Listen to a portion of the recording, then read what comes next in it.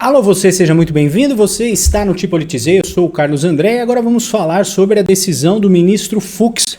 Como é que ele tomou essa decisão? Isso abre precedentes graves lá no STF, faz uma fissura, não vou dizer que racha o STF, mas faz uma pequena fissura nas decisões monocráticas do Alexandre de Moraes. E para não dizer que a decisão é monocrática, o Alexandre de Moraes convocou uma reunião para ver se seus asseclas, se seus puxa-sacos o seguissem na decisão das sanções contra o Bolsonaro. Vamos falar dessa notícia, mas antes, já que você está aí, não se esqueça de se inscrever no canal, dar o joinha e compartilhar este vídeo, porque fortalece muito o nosso trabalho, né? Então eu vou mostrar aqui para vocês que o Luiz Fux tinha até a meia-noite de ontem para decidir uma posição sobre o que está acontecendo com o Jair Bolsonaro, né?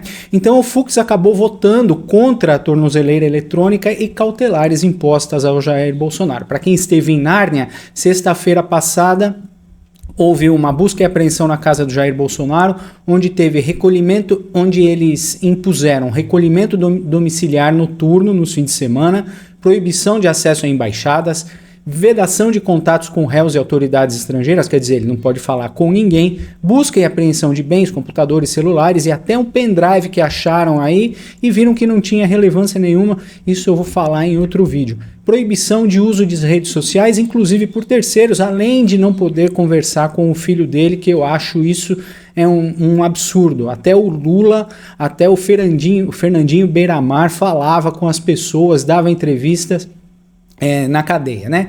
Bom, enfim, o Luiz Fux acabou sendo uma voz destoante aí com esse pessoal que votou a favor do Alexandre de Moraes, como sempre foram Flávio Dino, Cristiano Zanin e Carmen Lúcifer, que acompanharam integralmente o relator, formando a maioria de 4-1 pela manutenção das cautelares. Na verdade, isso não causa impacto nenhum.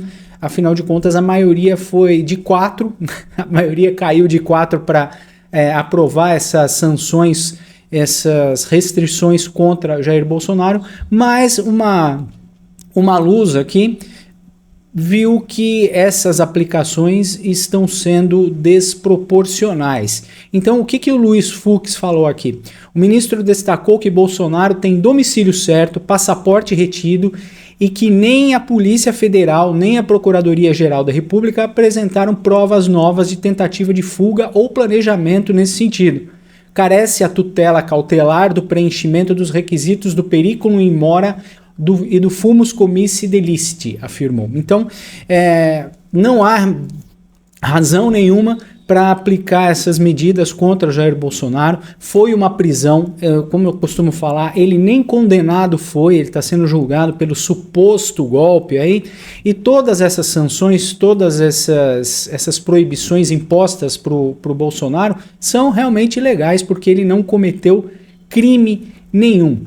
Então o resultado da reunião lá, do julgamento, apesar da divergência, a maioria formada referendou as cautelares impostas pelo relator Alexandre de Moraes pelo placar de 4-1, o voto único contra toda essa papagaiada que está acontecendo foi do Luiz Fux, que leu a lei e entende exatamente o que está acontecendo, e ele não está sendo guiado pelo ódio da Carmen Lúcifer e do Alexandre de Moraes e do Flávio Dino e do Cristiano Zanin, que são todos cupinchas do presidemente, o pudim de pinga, que tiraram da cadeia e colocaram lá na presidência, não é?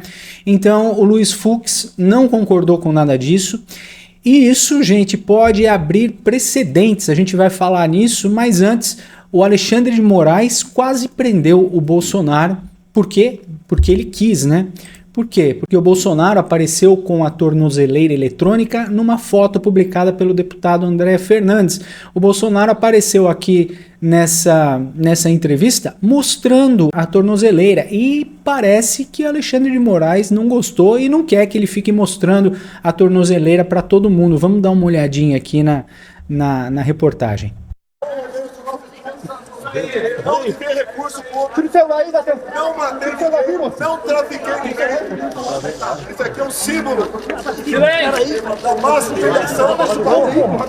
humilhação. Estou aqui uma pessoa inocente. Calma, galera. Olha o silêncio! O que estão fazendo com ele, presidente da República? O que vale pra mim é a lei de Deus. Isso aí! Abaixa um pouquinho.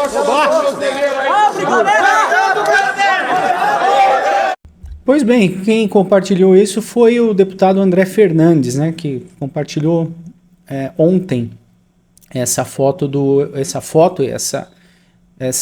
entrevista aqui do Jair Bolsonaro de tornozeleira eletrônica. Como eu já falei, o STF impôs na última sexta-feira o uso do equipamento, né? E na imagem o deputado cearense aparece apontando para a tornozeleira eletrônica do ex-presidente. A maior injustiça da história do Brasil, prender um homem honesto enquanto o criminoso governa o país.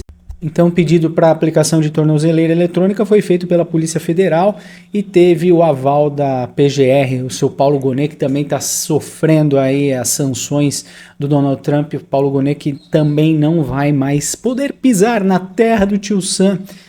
E essa é a foto aqui do deputado federal André Fernandes apontando para a tornozeleira do Jair Bolsonaro. Eu volto a dizer que essas tornozeleiras são usadas quando o réu é condenado e vira um criminoso. Jair Bolsonaro não é criminoso, não praticou crime nenhum, assim como comprovado aqui pelo Luiz Fux, que votou contra o uso da tornozeleira eletrônica.